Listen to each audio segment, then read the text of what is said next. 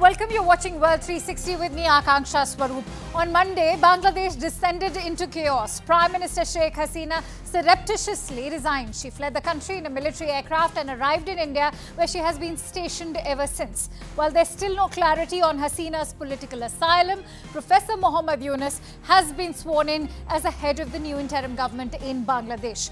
This after days of bloodied violence and attacks on temples, minorities, especially Hindus, and even Ahmadiyya Muslims. In fact, estimates by a Bangladesh rights body suggest that anti-Indian and anti-Hindu mobs have attacked 400 properties and 20 to 25 temples. And so amid the Bangladesh crisis, the big question remains, what are the implications for India and Bangladesh, and will Bangladesh do enough to protect its minorities? We'll deep dive into those questions, but first up are the headlines. Professor Muhammad Yunus takes charge as head of interim government in Bangladesh. Professor Yunus raised concern over attacks on Hindus and asked protesters to protect the minorities at any cost. Wishing Professor Yunus, Indian Prime Minister Narendra Modi too emphasized bringing about an early return to normalcy and ensuring the protection of the Hindu minority. Russian President Vladimir Putin described Ukrainian incursion into the country's southwestern Kursk region as a large-scale provocation, as his officials say they are fighting off cross-border raids for a second day. US F-22 stealth warplanes arrive in Middle East amid fears of Iran-Israel war. The deployment is part of forced posture changes in the region to mitigate the possibility of regional escalation by Iran or its proxies. And Israeli athletes receive threats in Paris as tensions simmer over Gaza war. Paris prosecutors opened an investigation into the emailed death threats to Israeli athletes, and the National Cybercrime Agency is looking into the leak of some Israeli athletes' personal data online.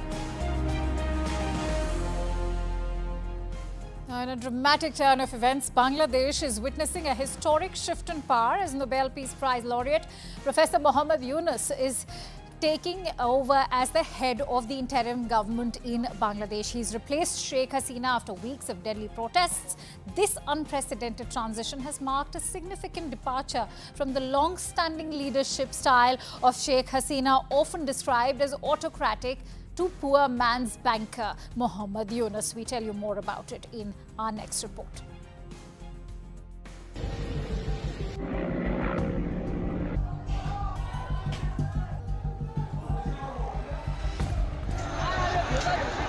After weeks of deadly protests and a dramatic shift in power, Bangladesh is now turning to this man.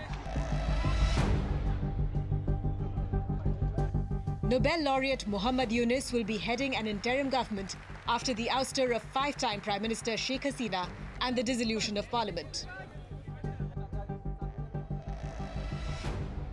It couldn't be a more stark contrast to the reign of Sheikh Hasina, who was labelled an autocrat. 84-year-old Muhammad Yunus, who's known as the banker to the poor, will be aiming to bring stability to Bangladesh. He answered a call by student protesters to temporarily lead the country. It's a celebration now all over Bangladesh that she has left. Now they're free from her. This was something that they're hoping someday will happen. The students made it happen. Yunus is a social entrepreneur and banker who's best known for his pioneering microfinance work that helped alleviate poverty in Bangladesh. He began providing small loans out of pocket to the poorest in his community and eventually founded the Grameen Bank in 1983. The bank quickly grew, with different branches and similar models now operating worldwide. Yunus and the Grameen Bank were awarded the Nobel Peace Prize in 2006 after lending nearly $6 billion in housing, student and micro-enterprise loans, and specifically in support of Bangladeshi women. Muhammad Yunus has been a long-time critic of Sheikh Hasina, and in 2007, he had briefly proposed forming a new political party ahead of parliamentary elections. Yunus ultimately did not move forward with the plan. Sheikh Hasina accused Yunus of using coercion and other methods to collect loans from poor rural women while he was at the helm of Grameen Bank. He refuted these allegations. In 2011, Bangladesh's government-controlled central bank removed Yunus as the managing director of Grameen Bank, claiming he had exceeded the mandatory retirement age. While going head-to-head with Hasina, Yunus was booked in more than 200 cases, including a defamation suit and allegations of tax irregularities. Yunus and his team said he was being unfairly targeted by authorities. In January, a court in Bangladesh sentenced Yunus to 6 months in prison for labour law violations. In a separate case in June, he was indicted on embezzlement charges. Hasina's government insisted the actions against him were not politically motivated.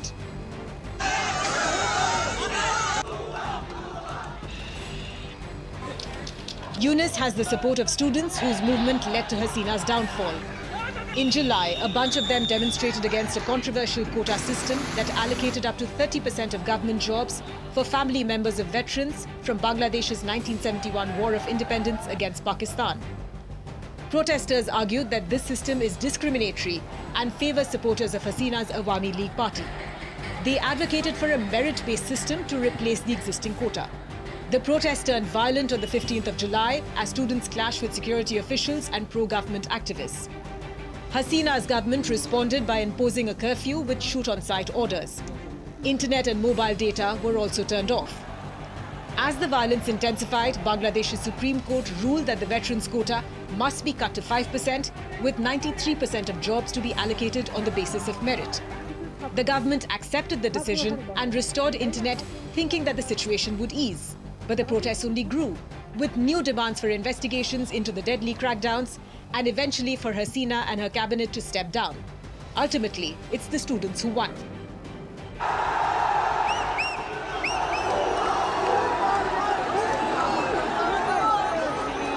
Now, with Sheikh Hasina out of the picture, it falls on Muhammad Yunus to tame the chaos in Bangladesh. Well, that is the big question. Will Professor Yunus be able to tame that chaos or not? CNN News 18's Zaka Jacob spoke to Professor Yunus, and here's what he had to say. Let's listen in. Yeah, it's a celebration now all over Bangladesh that she has left. Now they're free from her. This was something that they're hoping someday will happen. The students made it happen, but the students' idea was not to get her out. They were simply demonstrating for a simple reason, for quota arrangements that we had. They didn't like it. They wanted to change it. They were just amending the quota. That little demonstration became uglier and uglier because government wanted to shoot at them. They did shoot them, they killed them, continued with them. And then they brought paramilitary. Still, students become larger and larger in number. And then they brought the army. It becomes still larger, and killing continued to grow. And this is the failure of democracy. She didn't want democracy to be in Bangladesh. She had fake elections, never had a real election.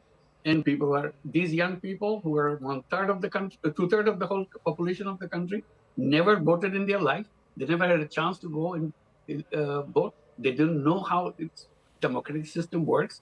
So this is something accumulated. All the pent-up anger burst into volcanic eruption. That's what just happened today.